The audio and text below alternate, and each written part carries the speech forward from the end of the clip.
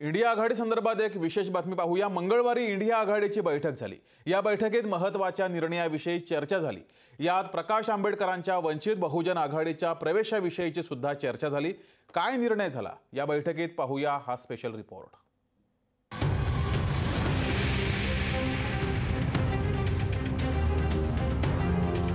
दिल्लीमध्ये इंडिया आघाडीची बैठक झाली। थेट 3 महिन्यानंतर ही बैठक होत असल्यानं देशभरात या बैठकीविषयी कुतूहल होतं।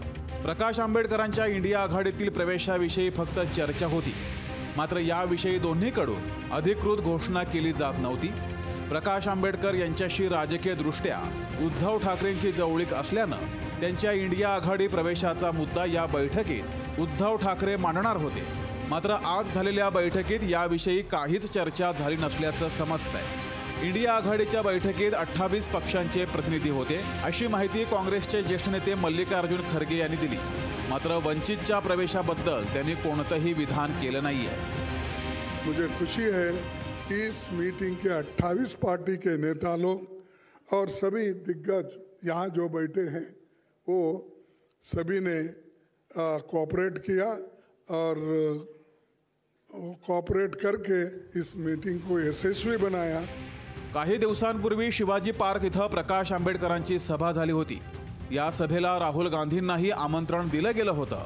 मात्र 3 राज्यातील निवडणुकीच्या प्रचाराचं कारण देत त्यांनी येता येणार नसल्याचं एका पत्राद्वारे आंबेडकरांना कळवलं होतं। त्याचप्रमाणे त्यांनी या सभेसाठी शुभेच्छाही दिल्या होत्या। या बैठकीत वंचित बहुजन आघाडीबाबत कोणतीही चर्चा झाली नाहीये। मात्र याविषयी प्रकाश आंबेडकरांना विचारलं असता त्यांनी जोपर्यंत ते बोलत नाहीत तोपर्यंत बोलता येत नाही असं म्हटलंय। आघाडीला काय अडचण आहे ती आघाडीने बोलावी। माझी काय अडचण आहे ती त्यांनी बोलावी। ते बोलल्याशिवाय आपल्याला कमेंट करता येत नाही। भाजप आणि त्यांच्या मित्रपक्षांना धोबीपछाड देण्यासाठी इंडिया आघाडीला मित्रपक्षांची नितांत गरज आहे। 4 राज्यातील निवडणुकांच्या निकालावरून ते निदर्शनास सुद्धा आलंय। मात्र असं असूनही वंचितबाबत आजच्या बैठकीत निर्णय न झाल्यानं भविष्यात वंचित आणि इंडिया आघाडीचे संबंध कसे असतील यावर राजकीय वर्तुळात तर्कवितर्क लढवले जात आहेत। ब्युरो रिपोर्ट, लोकशाही मराठी, मुंबई।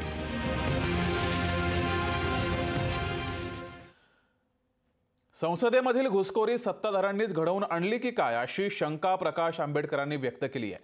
संसदेत 2 तरुण घुसखोरी करतात, यावरून गृहमंत्र्यांनी उत्तर द्यावं अशी मागणी विरोधी पक्षातील खासदार करतात आणि एका मागोमाग एक खासदारांना निलंबित केलं जातं। त्यामुळे माझ्या मनात शंका येते की हे सरकारनंच घडवून आणलं आहे की काय, हे सारं सरकारनंच रचलं आहे की काय, असा खळबळजनक सवाल वंचित बहुजन आघाडीचे राष्ट्रीय अध्यक्ष प्रकाश आंबेडकर यांनी उपस्थित केलाय। नरेंद्र मोदी की त्यांनी बांधलेल्या नव्या सभागृहामध्ये 2 जण घुसू शकतात आणि ते भारतीय आहेत, ते काही पाकिस्तानी नाही आहेत। आता जी काही वर्तमानपत्रातून मी असणारा ऐकतोय